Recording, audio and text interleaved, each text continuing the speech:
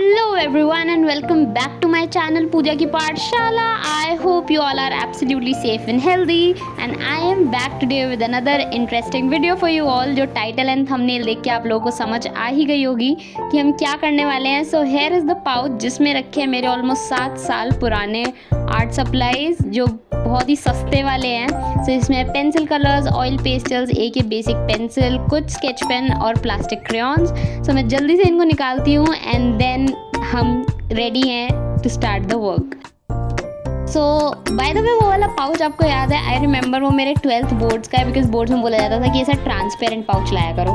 But anyways, so here is the sheet of paper जिसके ऊपर हम कलाकारी करने वाले हैं आज. एंड मैंने ले लिया ये black pencil, colour pencil, and बहुत ही ज़्यादा लाइट हैंड से मैं इस पर अब एक रफ स्केच ड्रॉ करने वाली हूँ. बहुत ज़्यादा लाइट मैं इसलिए कर रही हूँ क्योंकि पेंसिल स्केच को बाद में इरेज करना बहुत थोड़ा सा डिफ़िकल्ट हो जाता है. तो इसीलिए मैं बहुत लाइट हैंड से कर रही हूँ ताकि मुझे अगर इरेज करना तो इशू ना आए.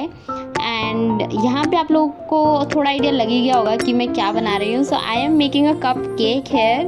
एंड यहाँ मैंने अभी कोई फ़िलहाल रेफरेंस देख के नहीं करी है. जो मेरे माइंड में इमेज है कप केक की उसी को मैंने यहाँ पर बनाया है. ओके, सो मेरा जो रफ स्केच है दैट इज़ रेडी. एंड अब मैं इस्तेमाल करने वाली हूँ इन सारे कलर्स को. एंड मेरी कोशिश है कि मैं इसको ज़्यादा से ज़्यादा कलर से भर दूँ. सो मैं जल्दी से अपने स्केच पेन्स उठा रही हूँ सबसे पहले बिकॉज मैं सोच रही हूँ सबसे पहले जो ऊपर वो स्प्रिंकल करते हैं ना उनको बनाती हूँ मैं. So apparently the thing is कि मेरे पास कुछ कलर स्केच पेन में है तो पेंसिल कलर्स में नहीं है, पेंसिल कलर्स में है तो क्रेयॉन्स में नहीं है. तो बहुत कम शेड्स और रैंडम शेड्स है मेरे पास. तो जो भी है लेकिन मैं इन्हीं को यूज़ करूँगी. एंड ये मैंने स्केच पेन थोड़ा चला के देखा एंड थोड़ी तो हालत टाइट है इन स्केच पेन्स की बिकॉज ऑफ कोर्स इतने ज़्यादा साल पुराने हैं. बट एनीवेज, सो मैंने लेकिन इनको थोड़ा सा यूज़ करा ना तो इनका पिगमेंट सही आने लग गया था which was a good thing. So जल्दी से मैं सबसे पहले इन स्प्रिंकल्स को कंप्लीट कर लूँगी. एंड जो कलर्स नहीं है उनको मैं पेंसिल कलर्स की हेल्प से बनाऊँगी. But wait, first we need to sharp these pencils. And बचपन में डू यू रिमेंबर जब हम पेंसिल्स को शार्प कर करके फ्लावर्स बनाया करते थे और ये देखते थे किसका कितना बड़ा फ्लावर बनेगा. सो here is a flower for you all. So okay, that was very nostalgic, but let's come back to the art piece. So अब मैं जल्दी से स्प्रिंकल्स बनाने के बाद जो क्रीम है अपने कपकेक की उसको फिल करना शुरू कर दूँगी. तो यहाँ पर मैं सबसे पहले एक बहुत ही लाइट हैंड से पूरे इसको फिल कर दूँगी. बहुत ही ज़्यादा लाइट शेड्स यूज़ करके पूरे इसको फिल कर दूँगी. एंड देन उसके बाद हम लेयर बाय लेयर बिल्ड करते चले जाएंगे अपने आर्ट पीस को. जहाँ जहाँ पे मुझे हाईलाइट्स चाहिए, जहाँ लाइटर एरियाज़ चाहिए उन एरियाज़ को मैं लाइट ही छोड़ दूँगी. और जहाँ जहाँ मुझे शैडोज़ चाहिए उन एरियाज़ को मैं और ज़्यादा डार्क करती चली जाऊँगी. सो जब हम ऐसे लेयर बाय लेयर किसी भी आर्ट वर्क पे काम करते हैं, बीट पेंटिंग और ड्राइंग और एनीथिंग, सो हमारा जो आर्ट वर्क है वो और ज़्यादा अच्छा आता है और ज़्यादा रियलिस्टिक बनकर आता है. एंड इस टेक्निक को यूज़ करके कोई भी आर्ट वर्क क्रिएट करना डिफ़िकल्ट नहीं होता. सो जहाँ जहाँ पर मुझे शैडोज़ दिखानी थी एंड सिंस पिंक कलर में इससे ज़्यादा डार्कर शेड नहीं है मेरे पास, सो वहाँ पर मैंने थोड़ा ब्लैक का यूज़ करा है. एंड देन जो ऊपर वाली क्रीम है उसको मैं ब्लू कलर से दिखा रही हूँ. एंड इरेज़र का मैं यूज़ करूँगी टू क्रिएट हाईलाइट्स. और भी जहाँ पे ज़्यादा लाइट करना है, थोड़ा वाइट पोर्शन चाहिए, वहाँ पे I am using eraser. So and then मैं लूँगी dark blue colour to show the areas of shadows.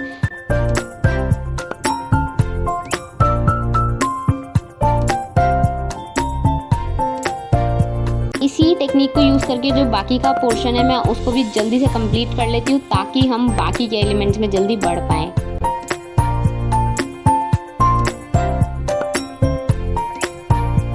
So here is how the cream looks like. To be honest of course वैसा वाला तो नहीं है काम जैसा एक्सपेंसिव आर्ट सप्लाई से होता है. बट स्टिल मैंने इतना भी एक्सपेक्ट नहीं करा था कि ये मुझे लगा था बिल्कुल ही बेकार बनेगा. बट स्टिल मेरी एक्सपेक्टेशन से ये थोड़ा बेटर बना है.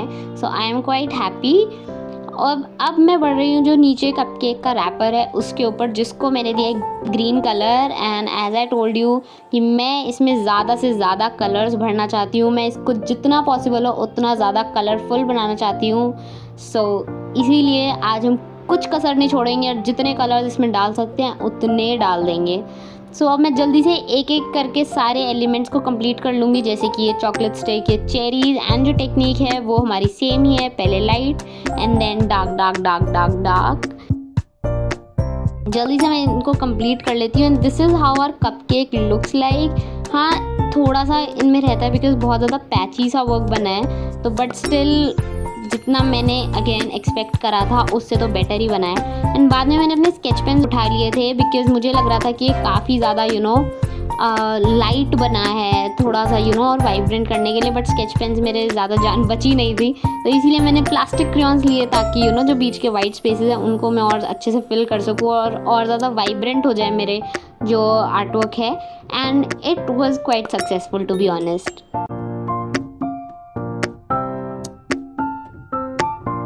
एंड कपकेक कंप्लीट करने के बाद I will move on to the background, जहाँ नीचे मैं दे रही हूँ ऑरेंज कलर एंड जहाँ मुझे शेडो दिखानी है उसको मैं शेडो दे रही हूँ। एंड सिंस मैंने प्लास्टिक कलर्स यूज़ करे, तो याद है जब हम प्लास्टिक कलर्स यूज़ करते थे तो जैसे इरेज करने के बाद वो रेसिड्यू नहीं रह जाता था, वैसा रेसिड्यू रह गया।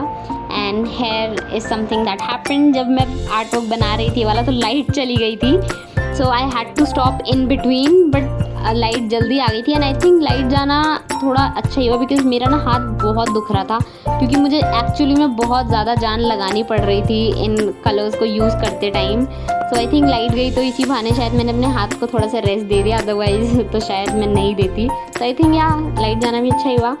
So anyways, here is how our piece looks like and do tell me in the comments कि आप लोगों को ये कैसा लग रहा है।